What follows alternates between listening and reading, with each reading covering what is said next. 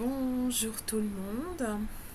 J'avais commencé ma vidéo à l'extérieur et l'orage a décidé de contrarier mon projet et j'étais très bien dehors, donc je suis rentrée à l'intérieur. Je ne sais plus ce que je disais, mais finalement c'est peut-être pas plus mal. Voilà. Donc aujourd'hui 12 août 2020. Donc 2020, je pense que tout le monde l'aura compris, c'est une année où on est tous en quarantaine, où on est tous contraints de faire certains adieux. On est dans un grand changement général, collectif. Il y a le vieux qui veut survivre et le nouveau qui arrive. Donc on est dans cette phase de pas très agréable entre la part d'inconnu et, et le connu. Et je pense qu'il va falloir qu'on s'adapte, mais également qu'on défende notre être, qui on est.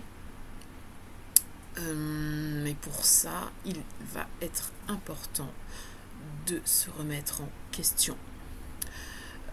Savoir ce que nous voulons pour notre avenir, ce que nous ne voulons plus et ce vers quoi nous aspirons réellement. Alors les âmes s'éveillent, le paraître existe encore, mais je discute, il y a de plus en plus de personnes qui ne sont pas dupes. Il va falloir aller à l'essentiel de l'être humain, c'est-à-dire être. Donc moi, ce confinement, je l'ai très très bien vécu. Il m'a permis de vivre une seconde phase de pause, parce que la première pause, je l'ai connue en octobre 2019, où j'ai eu mon accident et où je me suis retrouvée en arrêt avec impossibilité de bouger. Donc j'ai été contrainte d'écouter mon corps qui m'a parlé très fort. J'ai repris mon second emploi puisque j'avais perdu le premier suite à cet accident. Donc j'ai repris mon poste d'éducateur, non pas éducateur, comment c'est leur titre ronflant, c'est responsable pédagogique, qui est en fait babysitter d'adolescents qui ne veut plus aller à l'école et je les comprends. Donc en tant que babysitter de grands ados au lycée, que j'ai repris le 4 janvier 2020, donc je l'ai exercé à peu près 2 mois et demi, même si mon corps allait de mieux en mieux, mon esprit, lui, par contre, n'était plus à sa place. Je n'avais pas envie d'être une babysitter pour ados en mal-être. Et je pense que ça ne va pas s'arranger pour notre jeunesse, étant donné ce qui se passe actuellement. Donc, merci confinement, puisque j'ai pu aller encore plus en profondeur dans mon questionnement. Je n'avais pas peint depuis plusieurs mois, peut-être une année. Je n'avais pas touché à la couleur. Et en fait, pendant 2 mois et demi, j'ai plongé dans la couleur et j'ai pris un pied, mais monstrueux. J'ai découvert que je pratiquais la peinture intuitive ou la peinture de l'âme. Je ne pourrais pas vous en dire plus parce que je ne me suis jamais penchée sur le sujet. Et oui, voilà, je ne me suis pas penchée dessus et j'écoute ce qui arrive. Je commence par dessiner un croquis, tout est mental, mais les choses se faisant très très bien, mon mental est complètement écrasé par ce que mon âme dicte et là je suis vraiment dans la peinture intuitive et là c'est vraiment mon âme qui cause. Donc je prends un pied fabuleux. Je n'ai pas encore osé exposer ou montrer hors Facebook ou Twitter ou Instagram Je n'ai pas encore osé mettre mes peintures, mais j'y travaille. Je les prépare à être vues au monde extérieur. Donc voilà, ce confinement a été pour moi 2 mois de bonheur. Alors non seulement ça m'a permis d'être auprès de ma famille, puisque avant cela j'étais toujours sur la route entre un IME et une autre école. Je faisais à peu près 700 km par semaine. Je sais, il y a pire. Mais voilà. Donc me retrouver avec ma famille et ne plus courir a été du bonheur.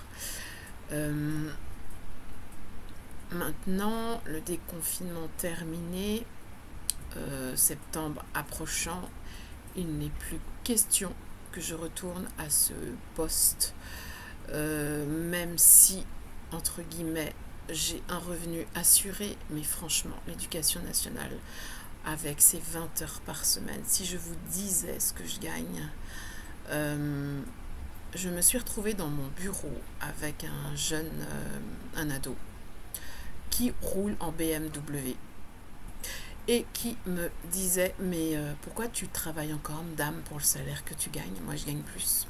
Et oui, on en est là. Donc derrière ce titre ronflant de responsable pédagogique, je peux vous dire que je gagne 600 € par mois net. Donc c'est terminé. Je ne peux pas continuer à travailler à me faire à me torturer, oui, c'est plutôt le mot, à me faire mal en allant du lundi au vendredi. Ok, j'ai 20 heures, je travaille 5 heures par jour, c'est vrai, c'est bien, c'est super, pour 600 € par mois. Ok, j'ai mon rôle d'art thérapeute, et heureusement que je l'ai. Mais ça, je le fais le samedi et le dimanche, donc qui ne laisse aucune place à ma vie de famille. Donc il y a des moments où il faut faire un choix. Je vais commencer par faire de la place au niveau de cet emploi, en démissionnant, en disant adieu une bonne fois pour toutes, et en travaillant réellement ce pourquoi je suis faite. Donc je vais bientôt déménager cette année. Depuis juin, c'est oh là là, il y a beaucoup, ça grêle, il y a du vent. Là, ça y est, ça souffle bien. Donc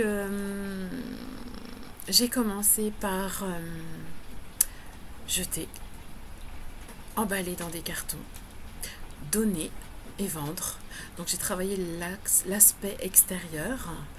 Maintenant que le nettoyage extérieur est fait, je suis en phase de nettoyage intérieur. Donc je suis des formations en ligne, donc depuis juin, qui me permet d'aller creuser là où ça fait mal, là où très peu de gens osent aller, quoique maintenant les choses évoluent. Je creuse. Et je vais dans les abîmes et je comprends le pourquoi. On a tous un parcours de vie en fonction de l'enfance, en fonction des bagages qu'on nous a donnés, en fonction des bagages qu'on s'est ramassés, puisque on porte beaucoup de choses dont on n'a pas besoin. Donc j'ai commencé à me délester et pour avancer en tant qu'être humain, il est important d'aller et de se dépouiller de tout ce qui nous incombe. Oh donc d'aller enlever, oui, c'est se dépouiller de toutes ces valises que l'on nous donne et que l'on prend parce que l'on est fautive. C'est nous qui choisissons de porter toutes ces valises et tous ces boulets. Donc à partir du moment où la prise de conscience est faite, il n'y a plus qu'à enclencher le processus et avancer. Donc ma lettre de démission est prête. Je l'envoie le 31 juillet, j'allais dire. Oh, ça c'est beau ça. Je l'envoie le 31 août.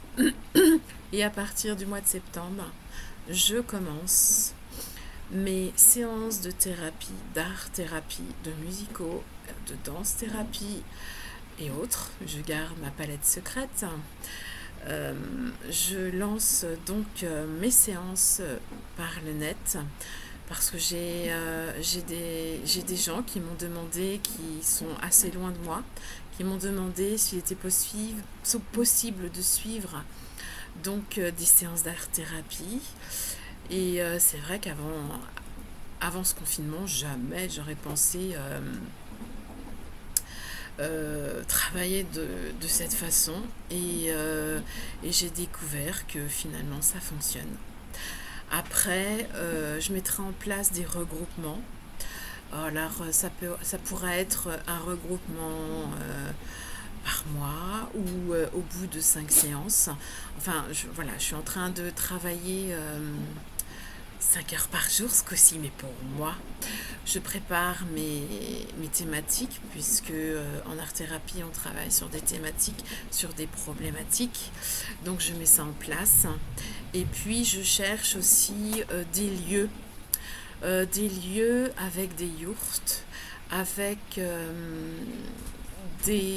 enfin vraiment un endroit où il sera possible d'organiser euh, des marches thérapie, je ne sais pas comment je vais les appeler, enfin des marches nature, des marches art, où, où on va observer ce qui se passe autour de nous et la connexion qui se passe en nous, et ensuite suivi des séances d'art-thérapie et ma petite palette secrète que je ne dévoilerai pas aujourd'hui puisque c'est ma palette secrète. Donc voilà, je vais commencer dès le 1er septembre, même si j'ai commencé à tout mettre par papier. Je vais commencer à partir à la recherche de lieux, de partenaires qui seraient prêts à travailler avec moi. Même si je suis musicothérapeute, art-thérapeute, danse-thérapeute, que je pratique le massage sonore Peter S, je recherche des sophros, des, des thérapies holistiques parallèles, prêts à mettre en place avec moi des stages sous forme de sessions, de week-ends, sachant qu'un travail en thérapie se fait sur plusieurs séances, donc il y aura plusieurs week-ends sur une thématique, parce qu'on ne lâche pas une personne comme ça en pleine nature quand on a entamé un travail. Donc voilà, je cherche des partenaires et je commence à travailler sur mes thématiques. Donc ça y est, c'est le grand saut dans le vide. Après la tyrolienne dans le vide, après le parapente, c'est le grand saut professionnel. Je sors de mon cabinet pour aller là où je dois être. Donc voilà, c'est le grand nettoyage 2020. Merci pour cette quarantaine. Merci pour cette remise en question parce que c'est vraiment très très très intéressant et je pense que je ne suis pas la seule à m'être remis en question. Donc voilà, je continue à me former, donc j'aurai d'autres cartes à mon éventail que vous découvrirez lors des stages et des sessions de formation. Voilà, je voulais juste partager avec vous cette évolution personnelle. J'espère que vous portez bien. N'ayez pas peur du changement.